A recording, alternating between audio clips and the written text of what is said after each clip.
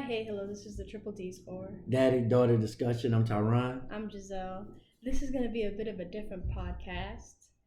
This is an oral history project for my dual credit history class. This assignment is to interview a person, you, Mm-hmm. on a personal experience or memory over an important U.S. history event, that being the Rwandan Genocide. Mm-hmm. Though this genocide is international, it's America was still involved, so I feel Mm-hmm. that we should talk about this. This is U.S. history. This is our history, Mm-hmm. and it should be discussed. But before we get into any of that, how was your week? I had a blacktastic week. I had a great week. Hey, I hope your teacher doesn't get offended by things I'm saying, but if so, hey, Oh well. well, right. But I had a great week. I've been subbing, so very I've been learning a lot about our education system. Some things that validated some feelings I had, and some things, some good and bad. So all in all, I had a great week. What about yourself? I had a not a good week, but a busy week. Okay. Exams are coming up, and I'm just in studying. I've been studying this whole time, Mm. so Okay. gosh, Okay. it's been So stressful. so it's one of those. Yeah, it's one of those. I got you. I got you. But you know, I was very when you proposed this assignment to me. I was like, yeah, you want to interview me and on something that and I guess the criteria is that person that you interview had to actually went through it, right? So I was excited, and honestly, I've never talked to anybody about this. Not saying it was something that's so detrimental that it stumped me, but I just never honestly talked to anybody. So I found it interesting that you chose that particular, or did I choose it? You chose I it. chose it. I don't want to force your hand on anything. But I thought it'd be interesting because I want you um, to understand more and more about me, and then you know how I am about history. To know your history, I won't use what I usually say. I just say to know your history, erase the mystery. And sometimes when our history is very important, it's not not the sensationalism of the history, but rather some of the things they like to leave out, and that's some of the things that I'm gonna probably share today about Rwanda. So with Thank that you. being said, go ahead. I'm gonna start off with some easy questions about background about yourself. Can Hmm. you please say your full name? My name is Tyron Tremaine Sutton. Where were you born? I was born in Jackson, Mississippi.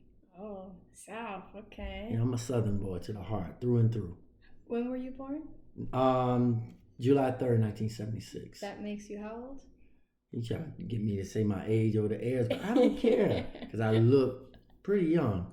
46. Okay, 46. My first question for you: Mm-hmm. what was the Rwanda genocide? Because when you proposed this event, I was like, I had no idea this existed. Mm. I searched it up. It was the first thing that showed up, but I was like, I've never heard of it. So, can you please explain what that is? Well, the Rwanda genocide, and it's very complicated, right?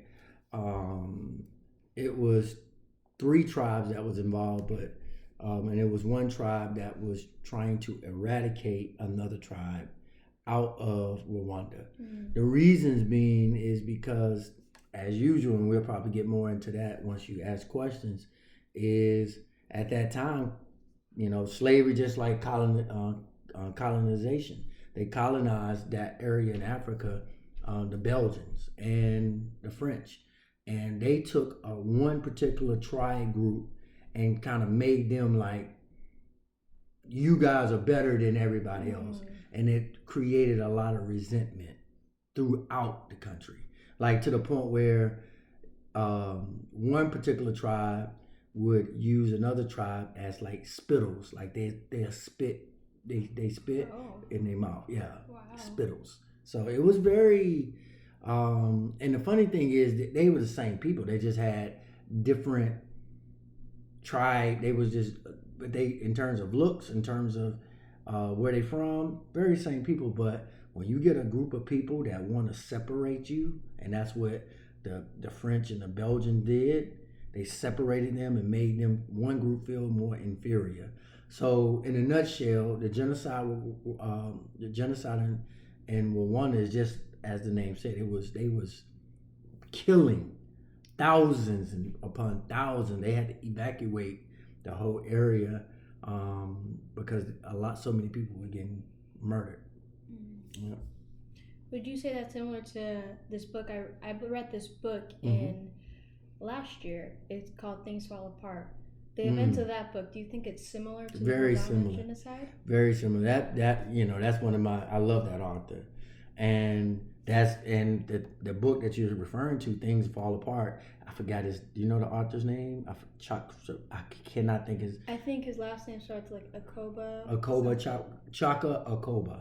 Yes. And he was really talking about how colonization destroyed, because what it does is it put two people groups that are the same. They had been living in peace, but when Europeans at that time, and even now, I just put it out there, they would when they want a particular area, that's what they do. They want to put one against the other. So when I say you, I'm talking about when I say they, the they that I'm referring to in colonization is Europeans, because during that time in Africa, that's who colonized Europe. So that's a fact. That's history, right? So very similar, very similar. Okay. When and how did you get involved? Well, I was actually a young soldier, so I came in the military. I actually joined the military in '93 when I was in high school. Oh. And then after I graduated, I did my training. And in 1994, I went to my first duty station. So here I am, a young 18-year-old, and I guess this had kicked off, this particular conflict. Beknownst to me, I had no clue. They just, in the Army, they tell you to do something, you do it. So they volunteered me to go with a peace mission. We was attached or assigned. It was a UN mission for peacekeeping and I guess humanitarian, because our involvement wasn't supposed to be how it was previously. And I'd get into that more, but how I got involved, they just volunteered me like, hey, we need you to go. I was a medical guy. I'm 18 years old, and I just followed orders, and boom, there I am. My first, because I got to that area March of 1994, and I deployed April of right away, April of '94. Was that your first deployment? That was my first deployment. Oh wow. Mm-hmm. That must have been scary. Honestly, no. No? I don't know what it was with me back then. But I just, you were fearless. I was fearless. I don't know. You can't fear what you can't expect. I didn't have any expectations. If that makes sense. Yeah, I didn't have any expectations, so I didn't fear. And I didn't start getting expectation upon after that particular incident. After my follow-on deployments, I had expectations because it was based on like, okay, I'm gonna be doing this, what I'm gonna be doing. So I didn't know what to expect. So it was just me, 18 years old, going. You may not know this answer, but when I was researching this genocide, all of my research showed like other countries got involved after the genocide. But to me, America seemed like they were there during. How did that happen? I won't say we was during. Well, no, we were during, because the UN, United Nations, although United Nations is composed of every nation, most of every nation in the world. Excuse me. United States seemed to have a bigger influence. So that's why you see a lot of U.S. involvement, right? And plus, that year prior, we just came out of Somalia. Oh. And that was a humanitarian, it was a very similar thing that was happening that I'm not going to get into it, but that we started, and it became a humanitarian mission. Then boom, it came up a full-blown conflict. Oh. Matter of fact, they made a movie on it. The Somalian, you should watch it. But so we always kind of stay in that area. Why we stay in Africa? Because Africa is the breadth of the bread box of the world. So we want their resources and all that. So, but that's why you see us, with a finger on the pulse of things, because our influence is great. Thank you. That cleared things up. My research, I'm like, France got involved after the genocide, but then America was there the whole time. Well, and that's the funny thing. So that's why I say when you're doing your research, they only going to show, like, France was always involved. France is one of the reasons that they started that. If France and Belgium would have came in and colonized and created that separatism, that being separate, it would never have got started. So the history book's only going to tell you the good stuff. They won't tell you the genesis of it and why. They're going to they did this particular tribe was just murdering and killing it, but they won't tell you the why. Was it wrong? Absolutely, but why did they do these things? So, what did the U.S. military, do there while there? Well, honestly, only thing that we did, we was there to provide support to transport them for evacuation. So, there's got this movie, you can watch it. It's called Rwanda, like Hotel Rwanda. And when you look at the Hotel Rwanda, like, you see U.S. troops transporting people out of these. I was part of that. So for me, my particular mission was I was a medical. So I was working with a medical team and we provided aid. That's what I was doing particularly. Where did those immigrants go?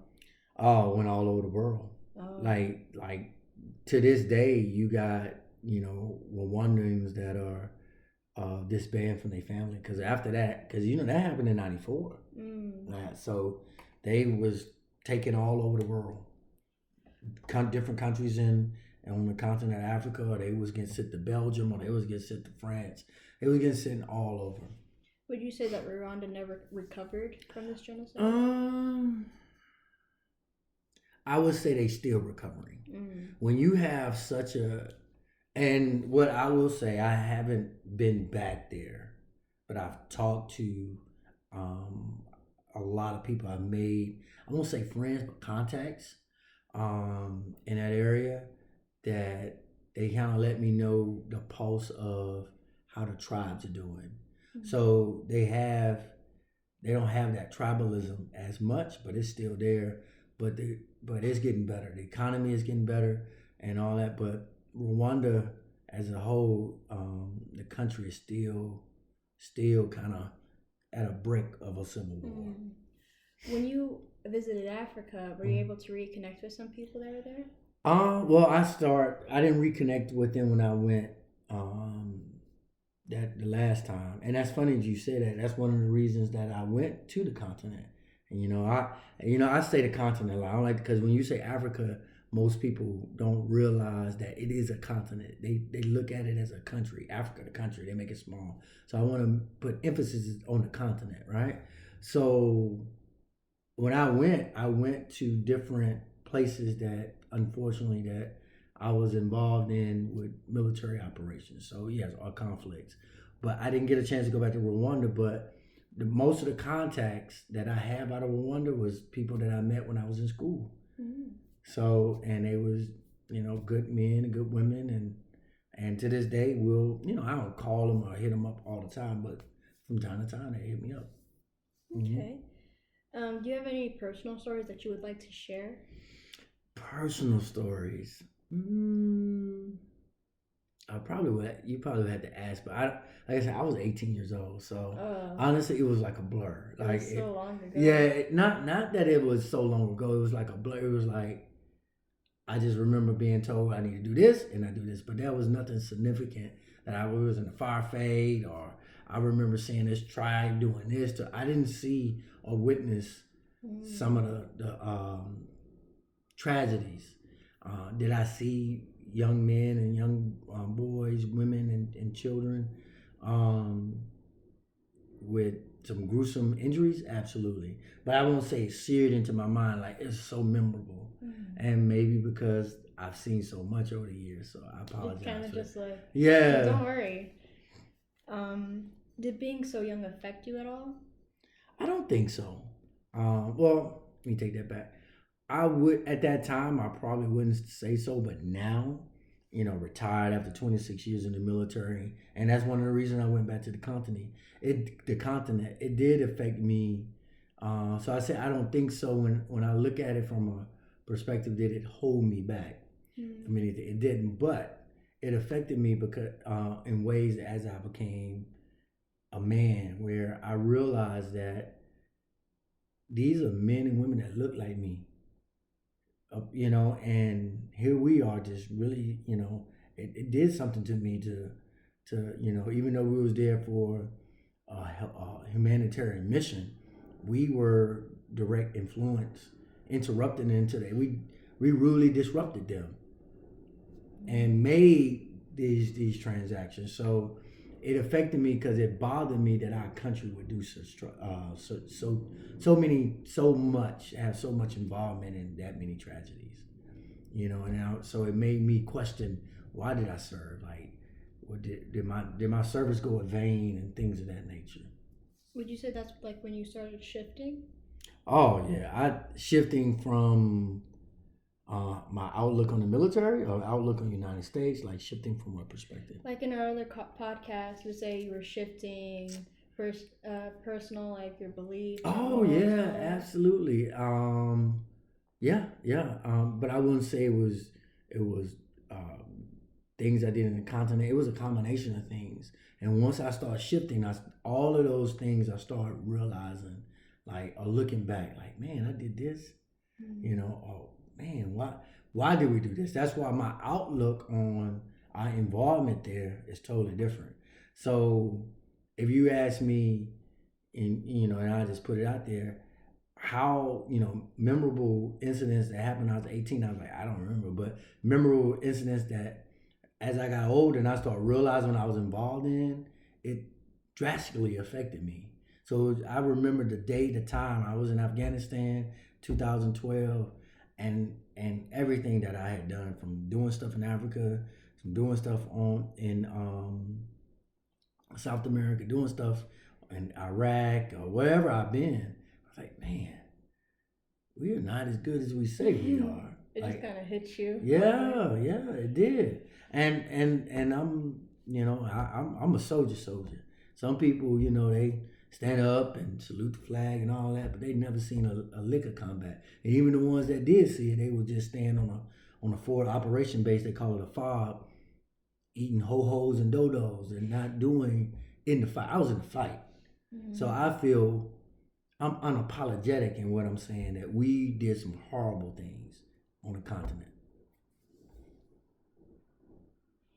Did the genocide, did the genocide change your opinion on America, or has it always, I'm sorry, I'm stuttering. No, it's fine. Did the genocide affect your opinion on American involvement, or were you always questioning American involvement?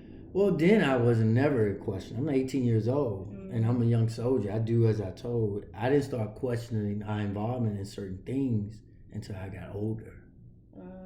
Yeah. See, the problem is, and that's the thing. And then most people my age that are still in, they won't question anything because our history books don't really, it sensationalize a lot of things that we do. But it doesn't peel back the onions on the why. They make everything that we do a righteous cause.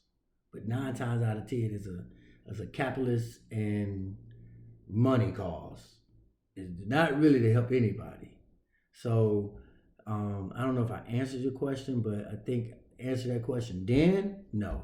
Now, absolutely, I was made me question our involvement in things that we did in Rwanda.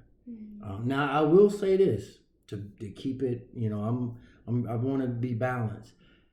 I was briefed that our what we was going to do was humanitarian, and that's all we did. And I believe we helped people. But what bothers me is the reason why they got to that. You see what I'm saying? Yeah, you help people, but you still were the ones that kind of Yeah, that's the thing that bothers me.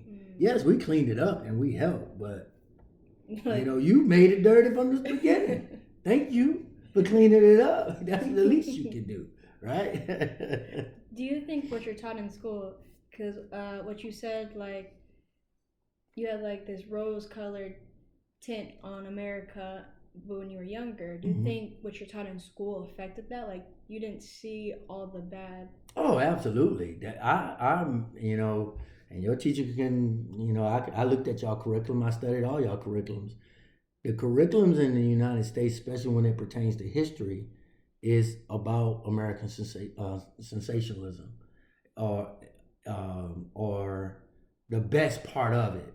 It might dibble and dabble into some wise, but not. But when you really go back and peel back the onion, every major thing that happened in America from our conception to even now, you can probably hit a timeline that's always aligned to conflict. Always. That's and when I mean conflict, not just combat wars like the civil rights stuff, or the Native American movement, or when they say remember the Alamo, stuff like that. Like it was conflict. It was always conflict, right? And I think how we are taught in America, our curriculum when it comes to history, when we don't teach those important why, it allows our children. I was a best case for it. I was lost, and when I start getting and navigating in the world, I'm like thinking, you should be privileged that we happen, and then understand why they was upset. It makes us a very not empathetic to somebody else's reason why they don't want us there. So, and that's one of I think the biggest downfall of when you talk about American history, how it's been taught. Yeah. Oh yeah. Even within this country, you start talking about, even when you was reading about Rwanda, they start saying minorities and majority, right? Yes. Right. And you didn't hear me say that word, because I know that word is a conception that was created, and how now how they were using it was about numbers, right? But minority and majority and minority, how we use it here, has nothing to do with numbers. It has to do with power, right? Right, and that's pretty much what it was there. The Tutsis at the time, they didn't have the numbers, but they had the power. They had the power. Thank you. This Rwanda genocide, do you think more people learning about it will improve America's views on themselves? Absolutely. I believe that if that's one of the things that I wish that they can change our curriculum is, like I said, to know your history will erase the mystery. Don't hide it. And when you hide it, you have less ability to be empathetic or sympathetic to someone else reasons why they think how they think. Everything doesn't, because we're America doesn't mean how we do things is right. Period, point blank. Everybody got a reason why they do things. So I believe that's one of our biggest weaknesses, and it's going to be, unfortunately, I hope not. I want us to fix it. Hopefully classes like this and your teachers getting more involved help us, because I think that's going to be a downfall of ours. Because you're doomed to repeat your history all over again if you don't, and that's what we're doing. When you go back in our history, we just repeat. It's a repeat and wash. There's nothing That hasn't happened before. Yeah, it's just repeat and wash. Okay. Well, I'm definitely gonna chew on that, because that made me think of so many things. I'm like, we could have, yeah. Yeah. Once you know it and you really face it, and that's one of the things here in the United States that we don't want to face, like some of the things we did, good or bad. Well, now everything good we're gonna talk about. Everything bad, we always have a reason why we did it. You know what? It was manifest destiny. That's why we we went to the westward movement, had a woman coming up with the it was destined that we do this, right? Trail of Tears, people, talk about it, but they really don't understand the history that was a contract that they signed, that they were supposed to get this land, right? And they broke it. they broke the contract. It was a lot of things to understand why we got the Louisiana Purchase, and why even today, like Haiti, why Haiti. People don't realize in 2012 Haiti was paying reparations to France all the way to 2012 because they got their freedom. Wow. Think about that. That's crazy. That is. I did not know that. Yeah, that's crazy. So 2012? 2012, and then they wonder why they in poverty, and they wonder why they got stuff going on. But that's a whole nother discussion for another time on my theories on the why it's that way. But yeah. Thank you. I learned so much from this. Well, good. Like, even if I don't get an A on this, I hope I should get an A because I learned so much. Well, that's good, because at the end of the day, this interviews like this, that's how I think history should be. Like, go talk to the people that was involved in it, like, and want to give you a bias and a non-biased opinion. That's why I gave you a non-biased. I'm like, we did some good things there. That was very non-biased. But I can also be non-biased, but the reason why we had to clean it up. You know what I'm saying? Is two things can be true and two things can be false. But that doesn't make it right or wrong. Make sure to get that copyright for what you just said because that was very insightful. What's that? There could be two things that are truth and two that are wrong. Doesn't it? You got. I be throwing out nuggets sometimes. I had no clue some of the things I say. So, but thank you for even, asking the questions, and I look forward to, doing more podcasts like this, and not just, you could ask me anything. I look like that's one of the reasons you and I started this podcast because get to know each other. Put my life, out there, and your life, out there, and my life is not ended, so it's, I still creating more memories. Might not be conflicts and war, but it's other things now, But until the next time. This is the Triple D's or Daddy-Daughter Discussion.